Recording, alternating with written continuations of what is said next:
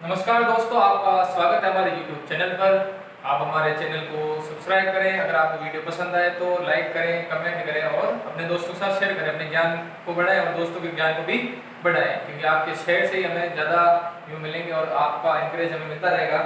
तो जैसा कि मैंने आपसे कहा था, विद्युत आवेश का क्वांटीकरण का हम एक बहुत ही विस्तार से अध्ययन करेंगे इस टॉपिक का, कि आखिरकार ये जो आवेश का गुणधर्म है, ये क्वांटीकरण आखिरकार बताता क्या है।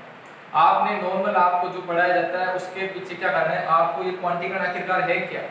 हम तो मैंने आपको बताया था आवेश का क्वांटीकरण यानी बस मैंने तो इतना बता दिया था कि किसी वस्तु में जो इलेक्ट्रॉन है वो क्या रहता है, पूर्ण गुणज के रूप में रहता है। आखिरकार ये है क्या, ये लाइन आई क्या से क्या है, वो डीपली पूरा विस्तार पूर्वक हम अध्ययन करेंगे कि विद्युत आवेश का क्वांटीकरण आखिरकार होता क्या है।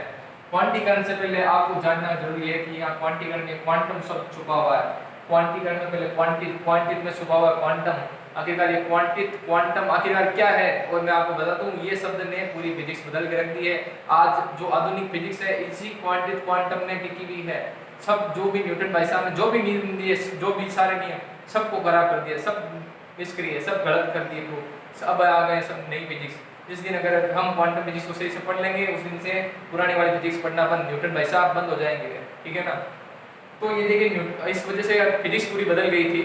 तो इतना हम नहीं जाएंगे, अभी बताता हूँ विद्युत आवेश का क्वांटीकरण आखिरकार होता क्या। उससे पहले हम चलेंगे क्वांटित आखिरकार क्या होता है, क्वांटित क्या होता है।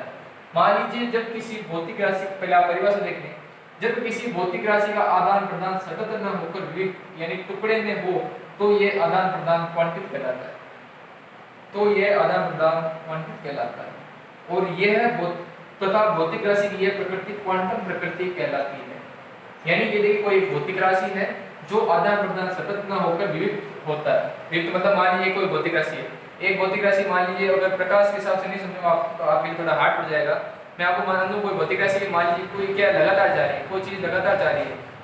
अगर वो कोई चीज़ लगातार ना जाकर टुकड़े टुकड़े में जाए, यानी आप एक मान लीजिए, हाँ ये मान लीजिए, मैं बताऊँ आपको, मान लीजिए यहाँ एक नल है, ठीक है, नल है, इसमें से पानी लगातार जा रहा है जैसे, ठीक है, ये पानी क्या जा रहा है, लगातार जा रहा है, ये लगातार जा रहा है। मान लीजिए मेरे को यहाँ इस बाल्टी में भरना है, ठीक है, इस बाल्टी में मेरे को पानी भरना है। तो अभी तो यहाँ क्या है, पानी क्या जा रहा है, लगातार जा रहा है एक तरह से, ठीक है। ये कैसे जा रहा है, सतत रूप से जा रहा है। लेकिन कुछ ऐसी भौतिक राशियाँ जो सतत ना जाकर क्या जाए, टुकड़ों में जाए। अगर मैं इसी की बात करूँ, ठीक है, मान लीजिए कोई बच्चा है, होली की बात है, पिचकारी से जब क्या है रंग डालेगा तो कैसे जाएगा, लगातार जाएगा। अब मान लीजिए कोई दूसरा बच्चा है, वो क्या करेगा, गुब्बारे बनाएगा, गुब्बारे को लगे एक बाल्टी में रखेगा, ठीक है, छोटे बड़े गुब्बारे को लगा रखेगा, ठीक है। फिर वो गुब्बारे को क्या करेगा, फेंकेगा, गुब्बारे को क्या करेगा, फेंकेगा।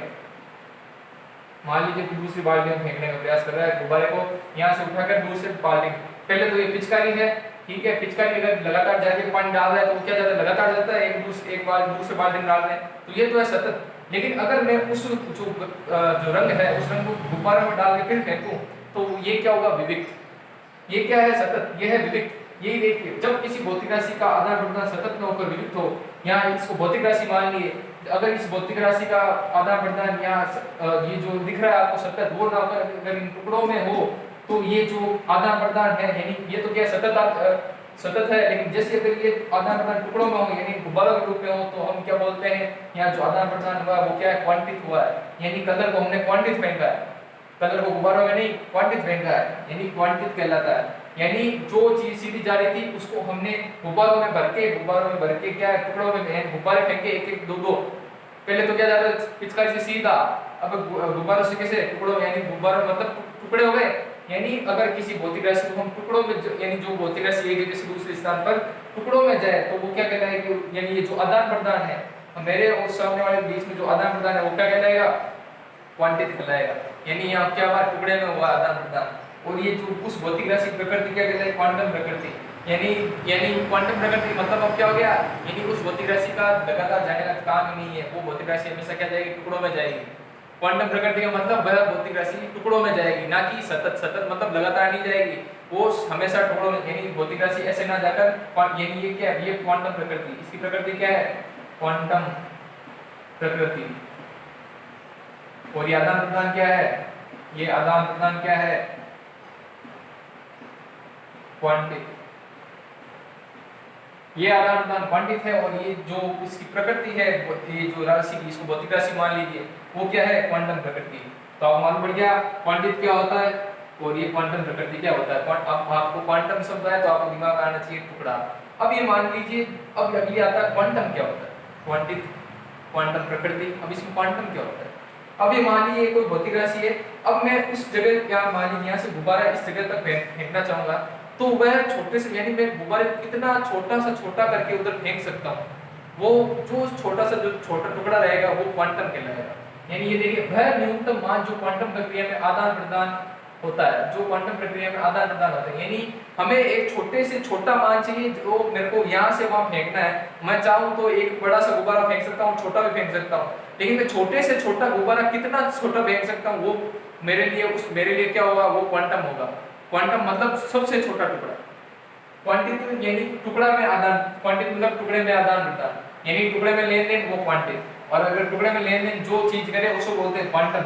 अगर जो सबसे छोटे टुकड़े में आदान प्रदान हो, यानी जो सबसे, मान लीजिए आदान प्रदान टुकड़े में हो, लेकिन जो सबसे छोटा वाला टुकड़ा रहेगा, जो सबसे छोटा वाला टुकड़ा रहेगा वो क्या कहलाएगा, क्वांटम। ये क्या है, टुकड़ा है, ठीक है। क्वांटम क्या है, टुकड़ा है, समझिए सबसे छोटा। न्यूनतम का मतलब क्या हो गया, सबसे छोटा, यानी उस जो भी चीज है, भौतिक राशि है, उसका सबसे जो छोटा वाला भाग है, सबसे छोटा वाला टुकड़ा है, वो क्वांटम कहलाएगा। और इन टुकड़ों का आदान प्रदान क्या है, क्वांटित है, क्वांटित यानी क्वांटित आदान प्रदान हुआ है, और वो जो प्रकृति है वो क्वांटम प्रकृति है। अब आपको मालूम पड़ा क्वांटम क्या होता है, यानी सबसे छोटा टुकड़ा, बस इतना ही ध्यान रखना। यानी किसी भौतिक राशि का सबसे जो छोटा टुकड़ा होता है वो क्या होता है, क्वांटम होता है। यानी इनमें से मान लीजिए जो सबसे छोटा वाला टुकड़ा होगा वो क्या होगा, क्वांटम होगा। अब ये देखिए आपको समझ में आ गया, तो अब हम बढ़ेंगे अपने आवेश पर। अब ये आवेश पर कैसे लगेगा आप देखेंगे। अब आपको क्वांटम में रहना, क्वांटम आखिरकार क्या है ये देखना। अब आवेश का क्वांटीकरण, अब देखते हैं, अब आपको आवेश का क्वांटीकरण समझ में आएगा। अब देखिए मैं भाषा को जोड़ रहा हूँ। आवेश का क्वांटीकरण, क्वांटीकरण मतलब क्वांटम समझ गए, क्वांटित समझ गए, यानी क्वांटीकरण का मतलब क्या होता है, टुकड़े में लेन देन। क्वांटीकरण मतलब टुकड़े में लेन देन, अब टुकड़े में लेन देन, और यहाँ लिखा हुआ शब्द है विद्युत आवेश का क्वांटीकरण। यानी ये लाइन हमें ये समझाने का प्रयास कर रही है कि जब कोई दो वस्तुओं के बीच में आवेश का आदान प्रदान होता है तो वो टुकड़ों में होता है, टुकड़ों में ही होता है, ठीक है ना। यानी वो भी टुकड़े में कौन सा, सबसे छोटे वाले टुकड़े के रूप में, यानी क्वांटम के रूप में होता है। और आवेश का क्वांटम इलेक्ट्रॉन होता है, ध्यान रखना। आवेश का क्वांटम, आवेश का क्वांटम, आवेश का क्वांटम क्या होता है, इलेक्ट्रॉन होता है। वेरी इंपॉर्टेंट है भैया, वेरी इंपॉर्टेंट। आवेश का क्वांटम क्या होता है, इलेक्ट्रॉन। अब ये देखिए आवेश का क्वांटीकरण, यानी मैं आवेश को एक जगह से दूसरी जगह भेजूंगा तो मैं टुकड़ों में भेजूंगा, और मेरे लिए वो सबसे जो छोटा टुकड़ा रहेगा वो इलेक्ट्रॉन रहेगा। अगर मेरे पास सबसे छोटा इलेक्ट्रॉन है, यानी मैं इसको सबसे छोटा आवेश क्या है, इलेक्ट्रॉन। यानी कहने का मतलब है इलेक्ट्रॉन को मैं टुकड़ों में नहीं बांट सकता, E/2 नहीं कर सकता, ये हमेशा E ही रहेगा। यानी मान लीजिए, अब ये देखिए अब आ जाएगा समझ में, यानी मान लीजिए इसके पास इलेक्ट्रॉन है 1 2 3 4, ये दूसरी वस्तु है, तो ये कैसे भेजेगा अपने एक इलेक्ट्रॉन को, यानी टुकड़ों में भेजेगा, एक इलेक्ट्रॉन इलेक्ट्रॉन इलेक्ट्रॉन इलेक्ट्रॉन। ये मान 4 इधर थे, ये चारों इधर आ गए, ठीक है।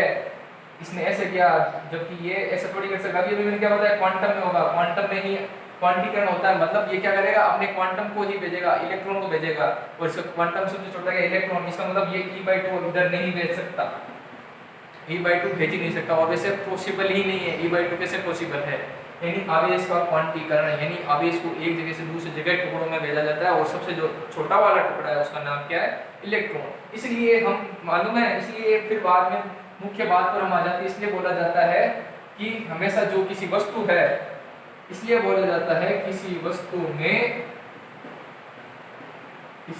में इलेक्ट्रॉन पूर्ण गुणज के रूप में होता है। ये देखिए ये लाइन यहाँ से यहाँ कैसे है, ये देखिए ये निष्कर्ष है, किसी वस्तु में इलेक्ट्रॉन पूर्ण गुणज के रूप में होता है,